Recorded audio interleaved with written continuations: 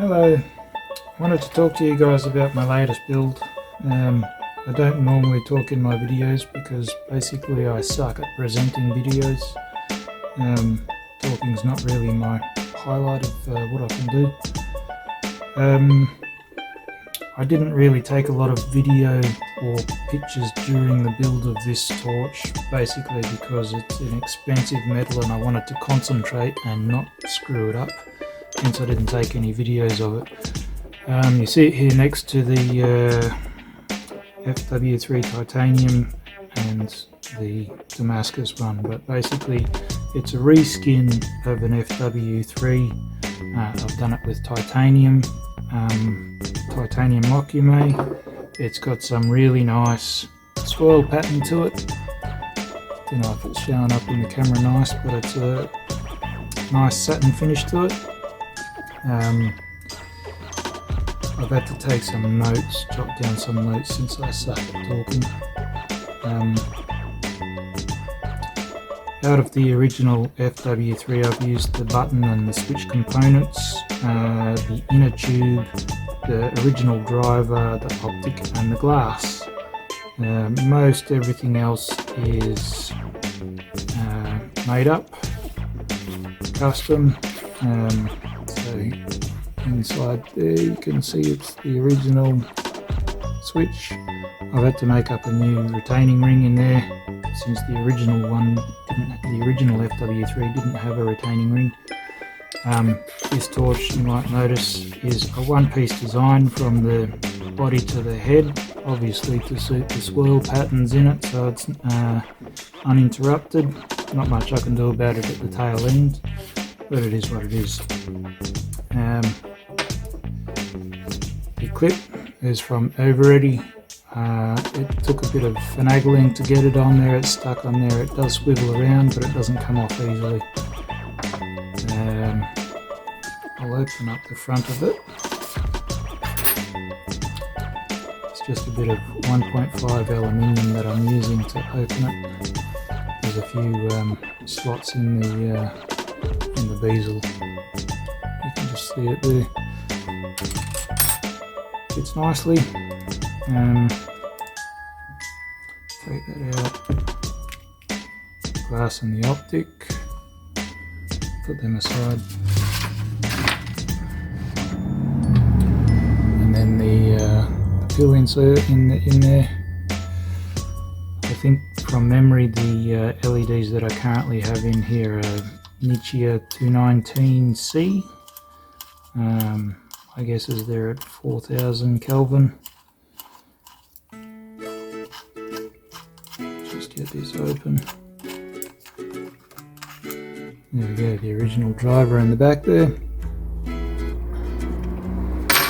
And the inner tube. So that's the bulk of what I've been making. It wasn't too easy. It took a bit of re-engineering trying to work out how to do the head and body in one piece as opposed to the several pieces here with the original. You got the body, the head and the bezel, whereas the bezel on this one obviously is just like a retaining ring. There's no O-ring at this point here, so when I tighten down the pill I need to just get it to the end of the thread and not crank down too hard on it, because otherwise it might over time wear off the anodizing on the inner tube and then there'll be connection issues. Other than that, this torch is pretty straightforward.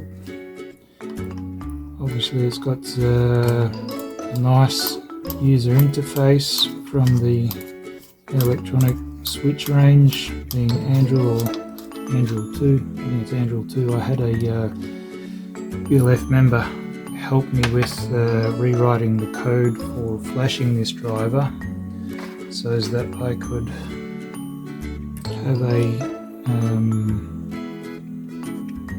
have different control over the auxiliary lights, and I'll show you what I've done with the auxiliary lights. I've done it with one previous FW3 torch before. I probably should have showed you then. I'll get a picture of it later.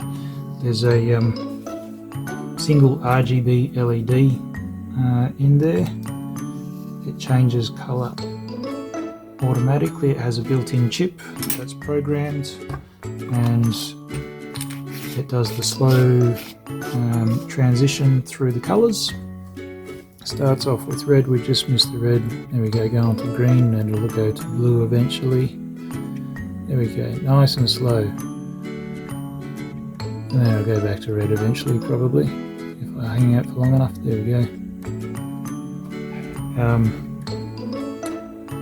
The control on that, just got to think in my head, oops, I went back to muggle mode.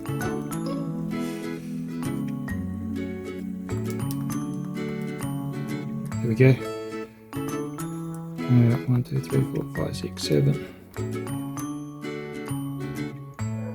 I don't know what I keep doing. Ah, there we go. I can get it to blink. So it's a red blink. Or we can get it to turn off. And that's off. There we go, back on again, and it'll cycle through the colours again automatically. Other than that, there's no other control over the auxiliary LEDs. Of course, like I said before, it has the usual Android controls. But basically, it took me a while to machine this up and get it all together. I'm pretty proud of it. The tail cap here has a raised edge so that you don't get accidental activations. Speaking of the tail, this little bit in here has, what do you call it, chatter.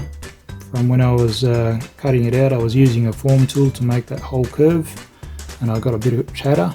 And I left that chatter there on purpose, thinking that it would probably look cool once the colours come out in the Mokuti, but now that it's there, I think probably could have sanded it off and got this nice satin finish all over it, which would have matched in better, but I'm not about to change it now. It's still pretty cool, but yeah, this is my favourite light at the moment, and thanks for looking.